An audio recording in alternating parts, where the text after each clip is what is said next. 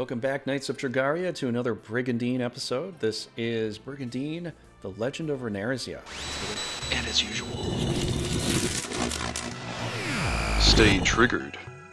Pew pew, pew. Okay, so today we're going to cover Noll. I'm going to go ahead and talk about him a little bit, and then we'll see what he's all about. Alright, so Noll is male, age 19, treasure hunter. This boy from a clan of assassins has been contracted to do the dirty work behind the scenes of Gustav's expansion. Rumor has it that nobody sees his face a second time because he's so good at his job.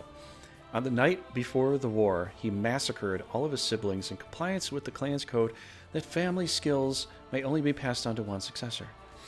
He never had contact with others before, so Ionia approaches him. His apparent harshness is simply a front for his secret attraction to her. So he's kind of a dirty kind of character, but you know, he apparently he has love in his heart for someone. So it's a strange intro. Anyways, he is the only assassin in the game that I think I actually know about. So he's akin to Saraha from the previous game. And Saraha probably had the same kind of story context, but it's not as fleshed out as this one here. So anyways, what is he? A treasure hunter, is like a thief, like a ninja, kind of like that. It's a strange... Treasure hunter is a strange combination of things. Treasure hunter is like a mixture of a thief and Scorpion from Mortal Kombat. Let me just explain as we go forward here. Anyways, we've got a knife here, just a cheap little knife, light body armor, a gauntlet, a ring. I gotta be honest, when you're a thief in this game, initially, it sucks. It's bad. It's hard to survive. It's very, very hard to survive. You have to have gear, you have to have wits, you have to just, pray to the Brigandine god that you're gonna do okay. You need a lot of good things to happen and go your way. But for this particular character, you can see that the hit points are pretty good right up there. 675, attack 150. Now, yes, we're at level 25. I get that. MP is 225, strength 100, agility is 111. That's really nice. And intelligence 70. Now, yes, 70's not great, but for a thief, a ninja, that's actually not so bad. Rune power, 286. Boom. There we go. Key factor there. Look at that. Command range of 4.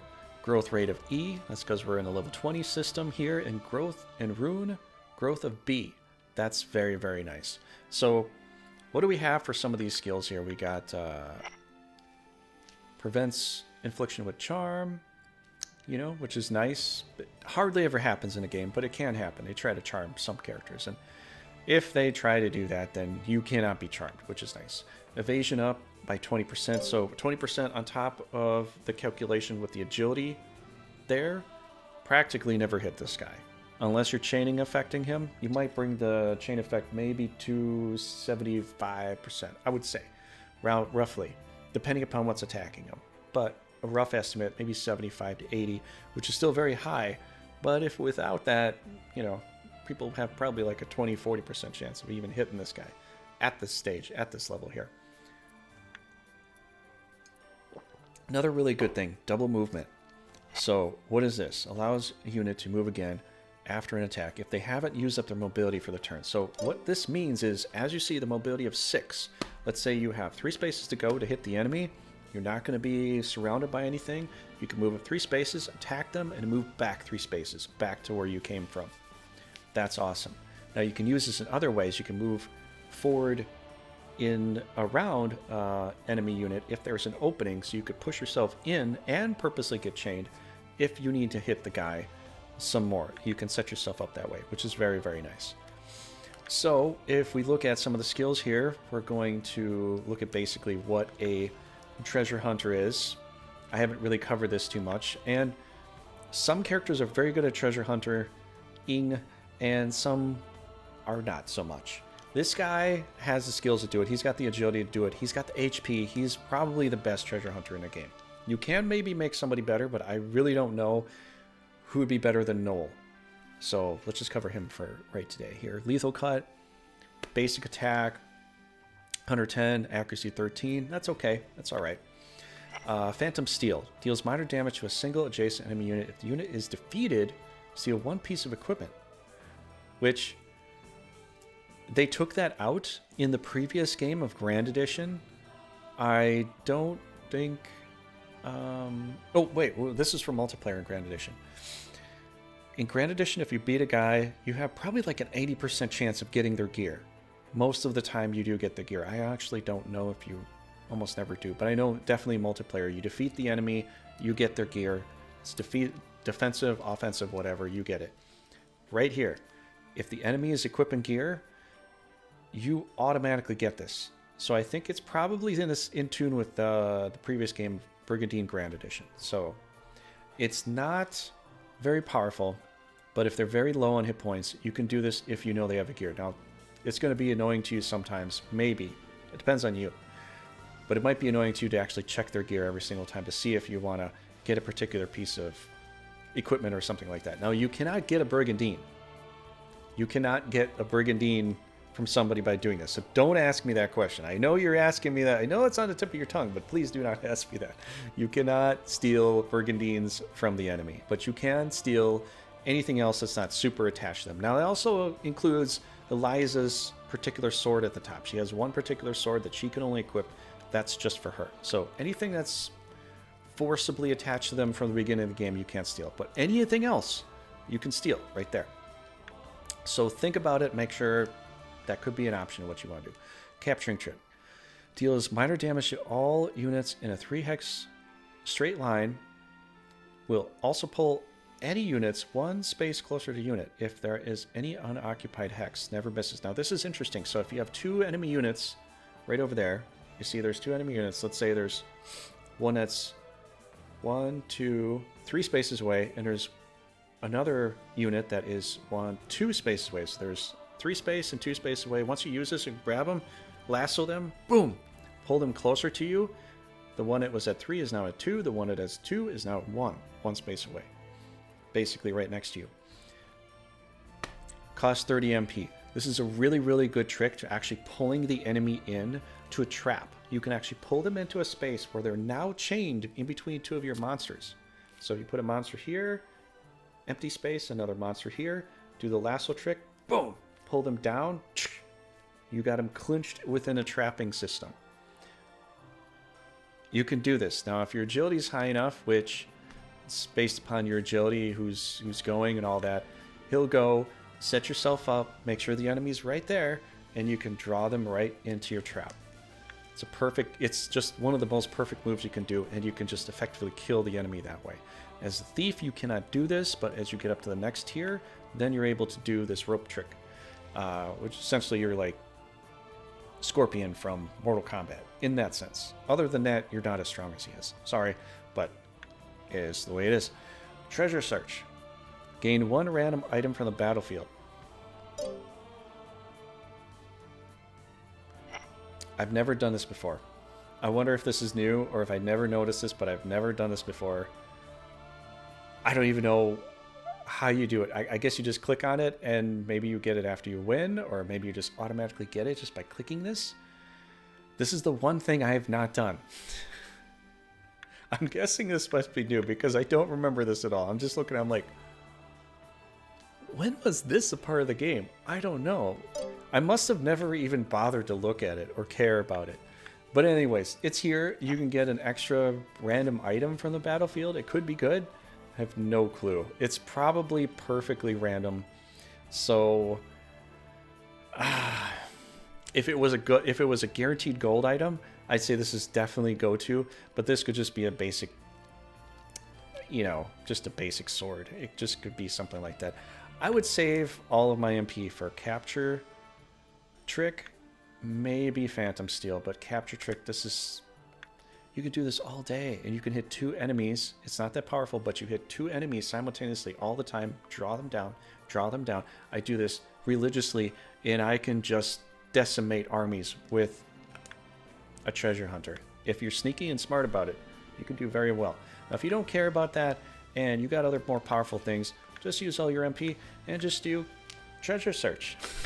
You get an item from the battlefield, and then you just keep in the front line. Don't even care about the other stuff. Just try that if you want, whatever you want to do.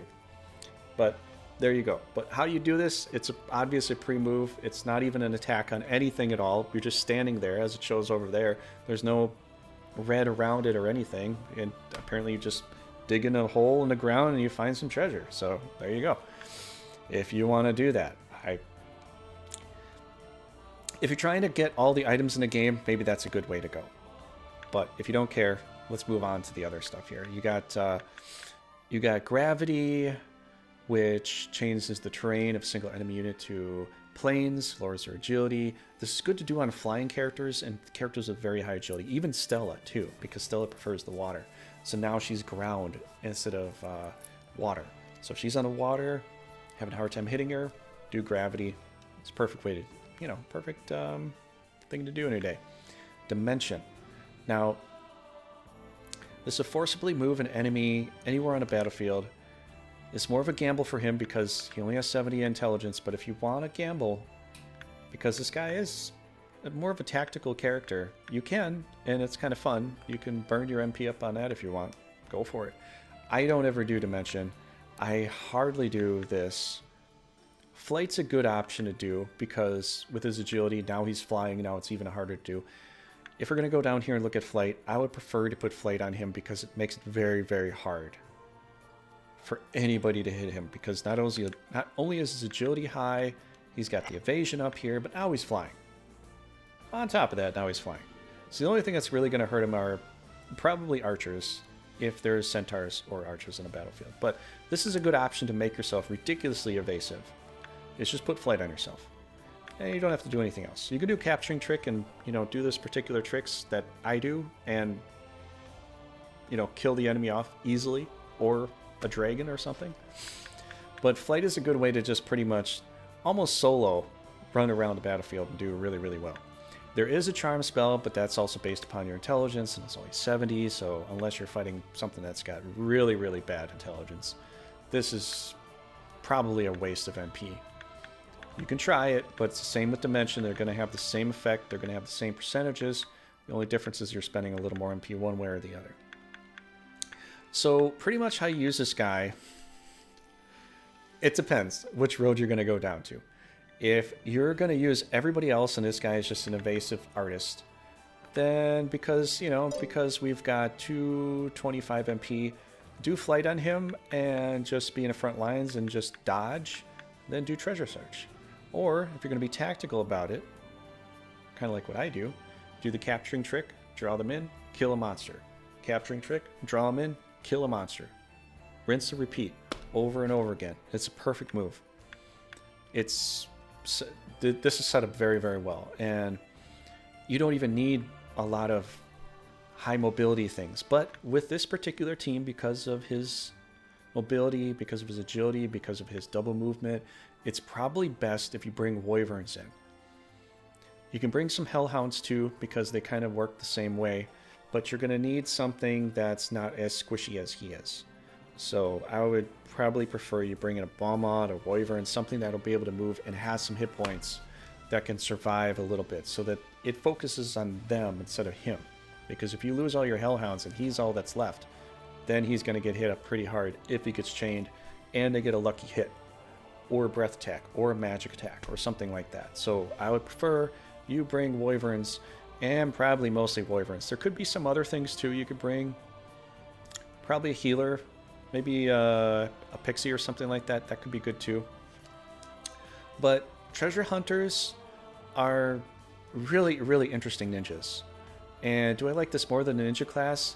I think because of strategy, I would have preferred to see it in Grand Edition, but I think I still have more of a preference for the old school ninja from before. Anyways, that's it for Noll. I don't know how you like to play the guy. Let me know what you think down below. Play him this way, you play him that way.